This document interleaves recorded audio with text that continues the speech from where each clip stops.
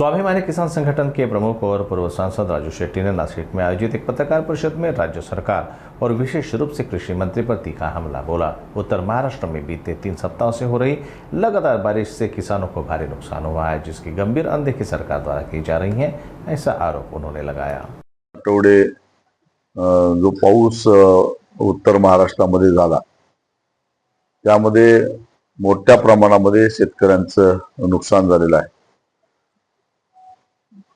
द्राक्ष वेलीची जे गर्भधारणेची वेळ होती ती त्याच वेळी या पावसामुळे खरं तर त्या काळामध्ये पाण्याचा ताण द्यावा लागतो, त्याच्याऐवजी प्रचंड पाऊस पडला, काही पाणी शेतामध्ये तुंबून राहिलं आणि ही गर्भधारणा होणं आता जवळपास अशक्य झालेलं आहे।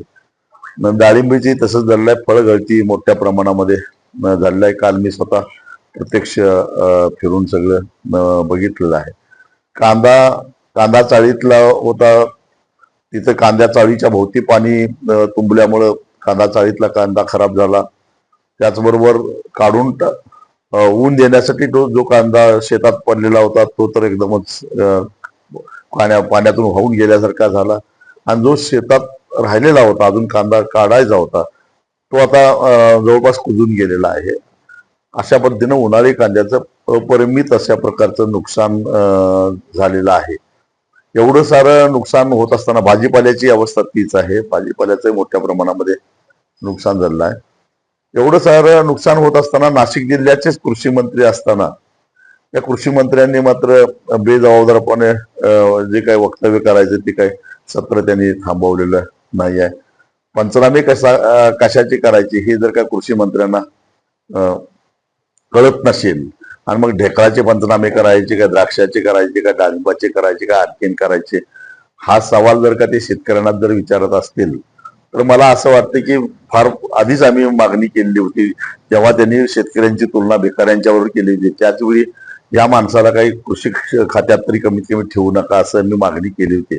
आता अजितदादांना सुद्धा सांगायची पाळी आली की मनातलं बोलायचं नसतं, म्हणजे याचा अर्थ अजितदादाच्याही मनात तेच आहे। आता याच्या पुढे जाऊन माणिकराव कोकाटे म्हणतात की ओसाडगावची पाटीलकी आता मला मिळालेली आहे।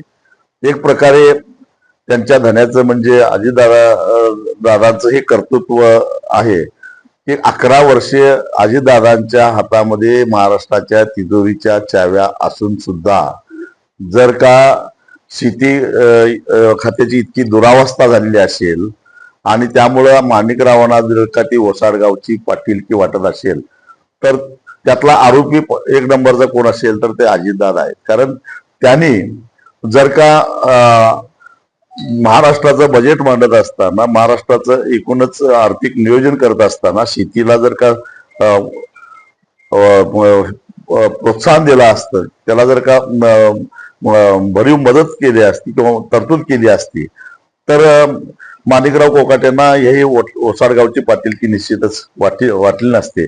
एक प्रकारे त्यांच्या नेत्याचंच अपयश त्यांनी बोलून दाखवलेलं आहे आणि याचं प्रायश्चित्त अजितदादांनी घेतलं पाहिजे। एका बाजूला महायुतीनं सत्ता काबीज करण्यासाठी जाहीरनाम्याद्वारे या महाराष्ट्रातल्या शेतकऱ्यांना आश्वासन दिलेलं होतं की आमचं सरकार जर का पुन्हा तुम्ही निवडून दिलं तर आम्ही तुमचा 7/12 कोरा करू। जो केंद्र सरकार हमीभाव जाहीर करतं त्याच्यावर 20% अनुदान देऊ।